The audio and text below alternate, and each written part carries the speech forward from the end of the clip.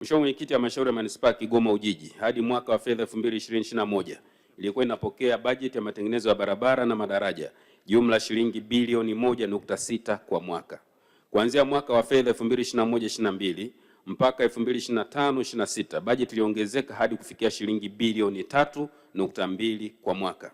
Mheshimiwa Mwenyekiti, aidha serikali kwa kushirikiana na wadau wa maendeleo wa Benki ya Dunia kupitia mradi wa TACTIC awamu ya kwanza inatekeleza mradi wa ujenzi wa barabara za kilomita 9.4, mitaro mikubwa ya maji ya mvua kilomita 5.4, soko kuu la Mwanga pamoja na soko la samaki la Katonga katika manispaa ya Kigoma Ujiji.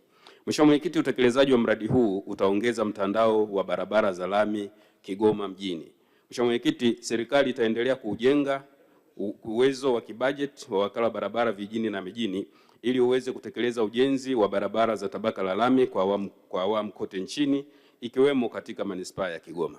Asante. Clayton Revocatus Chipando. Asante Mheshimiwa Mwenyekiti, pamoja na majibu mazuri ya Mheshimiwa Naibu Waziri wa TAMISEMI. Mheshimiwa Mwenyekiti, nilikuwa na maswali mawili ya nyongeza. Moja litakuwa swali, lakini la pili litakuwa maombi. Swali la kwanza, bwawa la Katubuka linazidi kuwatea madhara makubwa sana wananchi wa kata ya Katubuka, na tayari kulikuwa na mkandarasi pale anaendelea na kazi ya kutoa maji yale kwa kutengeneza mtaro mkubwa ambao ulikuwa unapeleka maji ziwa Tanganyika. Sasa hivi ameondoa vifaa katika eneo la site.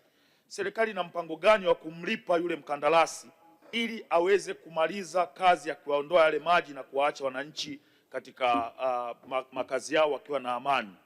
Lakini ombi la pili, Mheshimiwa Mwenyekiti, nilikuwa naiomba serikali, sisi wabunge pamoja na kufanya maendeleo, lakini tunafanya siasa pia. Tulikuwa tunaomba pale ambapo mnaleta pesa kwa ajili ya ujenzi wa barabara, basi waambie wataalamu wenu waje washauriane na sisi ni barabara gani ambazo zikienda kujengwa zitatusaidia sisi pia kupunguza kilio cha wananchi wetu katika majimbo yetu. Lakini haiwezekani ukiwa huko bungeni unaambiwa tu greda liko mtaani linafanya kazi. Unaweza kukuta hiyo barabara inayojengwa ni barabara ambayo kwenye ahadi zako kwa wananchi wako haina umuhimu kama kuna barabara zingine. Kwa mfano, kwa ruhusa yako Mwenyekiti, naomba nimtajie barabara 5 ambazo hata nikifa leo naomba zijengwe katika jimbo la Kigoma mjini.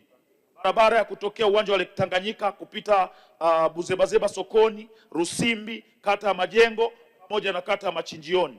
Barabara ya kutokea kata ya Mwanga Kaskazini inaitwa barabara ya Serengeti inayounganisha kata ya Mwanga Kaskazini na kata ya Gungu. Barabara ambayo inaunganisha kata ya Buhanda na kata ya Businde. Barabara ambayo inaanzia chini Vamia Bega.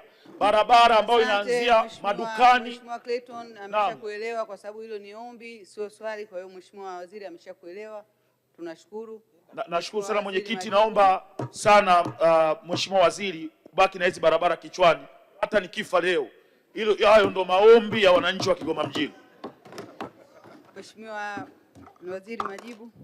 Asante sana Mheshimiwa Mwenyekiti. Mheshimiwa Mwenyekiti, naomba kwanza nikubaliane na Mheshimiwa Clayton Revocatus Chipando, mbunge wa Kigoma mjini, kwamba bwawa la Katubuka ambalo limekuwa likisababisha mafuriko ya mara kwa mara kwa wananchi wa manispaa Kigoma Ujiji, serikali inatambua kwamba kuna changamoto hiyo, na ndio maana ilishapeleka mkandarasi pale na tumeshafanya addendum kwenye mkataba kuhakikisha kwamba mkandarasi analiingiza swala la ujenzi wa mfereji mkubwa wa kutoa maji kwenye maeneo hayo yanayosababishwa na mafuriko ya bwawa la Katubuka kupeleka ziwa Tanganyika. Kwa naomba nimhakikishie Mheshimiwa mbunge kwamba tayari tuko hatua za mwisho za kufanya malipo kwa mkandarasi ili arejee aendelee na ujenzi na hatimaye kuondoa kero hiyo ya mafuriko ya mara kwa mara kwa wananchi wa manispaa ya Kigoma Ujiji.